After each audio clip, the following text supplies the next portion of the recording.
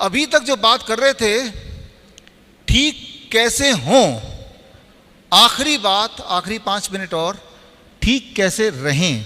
ठीक तो हो गए, हम में से बहुत लोग बीमार हैं भी नहीं, ठीक रहना भी एक आर्ट है। तो अगर फिश के कॉन्टेक्स्ट में बात करें, मैं आपको ये गुजारिश करूंगा, जिन लोगों ने अभी तक ग्लोबी न्यूज़ को सब्सक्राइब नहीं किया है वो सब्सक्राइब कर लें, ताकि आपको रिमाइंडर मिलता रहे और आसान इंटरेस्टिंग नई बातें आप तक पहुंचती रहे, ताकि मुश्किल दिखने वाले जो प्रॉब्लम्स हैं हेल्थ रिलेटेड वो आसान भाषा में समझ पाएँ और अपना डॉक्टर खुद बन पाएँ। मान लो ये फिश, इसका पानी भी सही है, न्यूट्रिशन भी पूरा है, खाना भी मिल रहा है। अगर मैं इन फिश को बीमार करना चाहूँ तो एक काम कर सकता हूँ कि इन फिश के चारों तरफ इस तरह के लाइट लगा दूँ 24 घंटे, 24 घंटा दिन। अगर फिश एक्वेरियम में आप लेते हैं और 24 घंटा आप लाइट में रखते हैं तो फिश धीरे धीरे बीमार पड़ के मर जाएगी। फिश को 12 घंटा लाइट चाहिए और 12 घंटा डार्क चाहिए, जैसे इंसान को चाहिए। या अगर आप 24 घंटे डार्क में रखते हैं, अंधेरे में रखते हैं, तब भी बीमार पड़ के मर जाएगी। तो इसे कहते हैं बॉडी क्लॉक। जो इस दुनिया में जो भी पैदा हुआ है हम सबका एक बॉडी क्लॉक है, और ऑन एवरेज 12 घंटा उसमें दिन और 12 घंटा रात। इसको अगर आप डेविएट करेंगे तो बॉडी क्लॉक आपका बिगड़ेगा, बॉडी क्लॉक बिगड़ेगा तो आप बीमार पड़ेंगे and finally you will die. इसे कहते हैं सर्केडियन रिदम। तो सर्केडियन रिदम अगर आपका ठीक नहीं है तो डाइट या कोई भी चीज़ आपकी काम नहीं करेगी। सर्केडियन रिदम को ठीक करना है, बॉडी क्लॉक को। तो कैसे ठीक करना है, एक छोटा सा एग्जांपल दे रहा हूँ। इस पूरे 1 घंटे 1.5 घंटे में अगर आप सोचते हैं कि इस पूरे लेक्चर का एक बात आप घर ले जाना चाहते हैं सबसे इंपॉर्टेंट, तो वो जो अब मैं बताने वाला हूँ सबसे इंपॉर्टेंट है। और आखिरी बात वैसे भी याद रहती है, ये सबसे आसान भी है, सबसे पावरफुल है और घर पे भी आप कर सकते हैं। वो ये बॉडी क्लॉक मेंटेन करने के लिए हम अपने हॉस्पिटल में हर पेशेंट को DIP डाइट पे रखते हैं। आप में से कितने लोग ऐसे हैं जिनको DIP डाइट पता है एटलीस्ट क्या है? काफ़ियों को पता है, राइट। जिनको नहीं पता एक बार को, तो ये का होमवर्क है कि आप किसी से पता कीजिए, फिर भी नहीं पता चलता तो आप गूगल में डालिए DIP डाइट, मेरा नाम डालिए तो खूब सारा आपको एग्जाम्पल मिल जाएगा। इस DIP डाइट को मैं एक्सप्लेन नहीं करता, आप खुद कीजिए इसको। DIP diet plus 0 voltage plus time as medicine. 0 voltage एक इंटरेस्टिंग बात है। आपकी बॉडी की इम्यूनिटी सबसे अच्छी तब होती है जब आपके बॉडी की वोल्टेज, जैसे इलेक्ट्रिकल डिवाइस की वोल्टेज होती है, आपकी बॉडी की वोल्टेज जब 0 हो जाती है तब आपकी इम्यूनिटी स्ट्रॉन्गेस्ट काम करती है। जो यहाँ पे इलेक्ट्रीशियन है, इलेक्ट्रिकल इंजीनियर है, वो इस बात को समझेंगे। वोल्ट मीटर से आप कभी भी या इस वक्त आपकी बॉडी की वोल्टेज क्या चेक कर सकते हैं। इंसान की बॉडी की वोल्टेज कभी भी 0 नहीं होती, बाकी सारे जानवरों की बॉडी की वोल्टेज हमेशा 0 रहती है। तो इंसान ज़्यादा बीमार पड़ता है। अगर कोई भी बीमारी ना पड़े या बीमारी है तो ठीक हो जाए, तो सबसे आसान और सबसे अच्छा तरीका है अपने वोल्टेज को 0 कर लो। ये मैं आसान भाषा में समझा देता हूँ आपको। आपके बॉडी में जब भी कोई पेन होता है, दर्द होता है, इन्फ्लेमेशन होता है, घाव होता है, कोई ट्यूमर होता है, कोई स्टोन होता है, कोई भी विकृति होती है, तो आपके बॉडी में इलेक्ट्रॉन डेफिशिएंट हो जाता है। इलेक्ट्रॉन जितना कम होगा उतनी बीमारी बढ़ती जाएगी। पूरे दुनिया में फल सब्जी ये सब इलेक्ट्रॉन नहीं देते आपको, वो सिर्फ मिट्टी देती है, धरती देती है। जब आप नंगे पैर धरती पे पैर रखते हैं, धरती पे पैर रखते हैं, घास पे पैर रखते हैं, या किसी पेड़ को टच करते हैं, जैसे ये पेड़ को टच किया मैंने, लेकिन अगर ये गमले में है तो नहीं फर्क पड़ेगा, अगर ये जमीन में गड़ा हुआ है तो जमीन के माध्यम से इलेक्ट्रॉन मेरे बॉडी में आने लगेगा पहले 10 सेकंड के अंदर। और अगर कोई वोल्ट मीटर है, वोल्ट मीटर जो आता है, वोल्ट मीटर से वो देख भी सकते हैं, चेक कर सकते हैं, और 10 सेकंड के बाद मेरा या आपका वोल्टेज 0 हो जाता है। वोल्ट मीटर में चेक किया जा सकता है।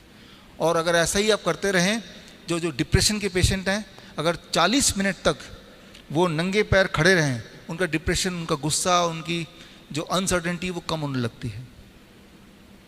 यानी कि जो डिप्रेशन के पेशेंट हैं, दवाइयाँ छोड़ना चाहते हैं, तो पैर ज़मीन पे मिट्टी में रख दें कुछ देर तक। कभी आपको गुस्सा आ रहा हो बहुत ज़्यादा तो जूते उतार के ज़मीन पे पैर रख दें, मिट्टी पे, कंक्रीट पे नहीं, आपका गुस्सा ठंडा होने लगेगा। तो इंसान ही एक ऐसा जानवर है जो धरती से जुड़ा नहीं है, ट्राई टू अंडरस्टैंड दैट। बाकी सारे जानवर धरती से जुड़े हुए हैं। भिखारी हैं, उतने बीमार क्यों नहीं पड़ते, राइट? धरती से जुड़े हुए हैं, उनके पास पैसे नहीं है जूते पहनने के, इंसान ही जूता पहनता है, बाकी जानवर तो पहनते नहीं है। जब भी अर्थक्वेक होता है, सुनामी आती है, कोई जानवर नहीं मरता है। जानवर वो मरता है जो इंसान के साथ बंधा होता है।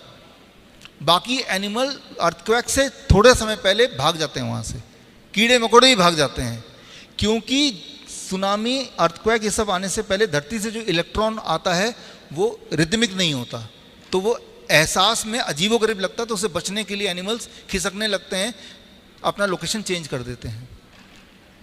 तो जेट लैग आपने सुना होगा जो लोग यूएस जाते हैं, क्योंकि इस वक्त यहाँ दिन के 2 बजे तो वहाँ रात के 2 बजे होंगे। तो यूएस जाने के बाद जब फ्लाइट से जाते हैं तो आपको कई दिनों तक रात को नींद नहीं आती, बिकॉज उस वक्त यहाँ का दिन होता है। तो आपका बॉडी क्लॉक यहाँ के हिसाब से सेट है, बॉडी क्लॉक ये होता है जो मैं बोल रहा हूँ, और कई दिन लग जाते हैं तब आप वहाँ के हिसाब सेट होते हैं। इस बार एक काम कीजिए, जो लोग यूएस जाते हैं, यूरोप जाते हैं, जैसे ही आप एयरपोर्ट से उतरे, अपने जूते उतार के, चप्पल उतार के, सॉक्स उतार के सीधे उस देश के मिट्टी में पैर रख दें, तो आपका बॉडी क्लॉक सेट हो जाएगा कुछ मिनट में। जिस तरह से आप मोबाइल, जैसे मेरा मोबाइल अभी फ्लाइट मोड पे है, आप फ्लाई करके यूएस पहुंच गए, अब मोबाइल चेक करते हैं तो टाइम किस जोन के हिसाब से होता है, इंडिया के हिसाब से। लेकिन जैसे ही आप मोबाइल को वहाँ के लोकल नेटवर्क से जोड़ देते हैं तो टाइम उसी वक्त वहाँ आ जाता है।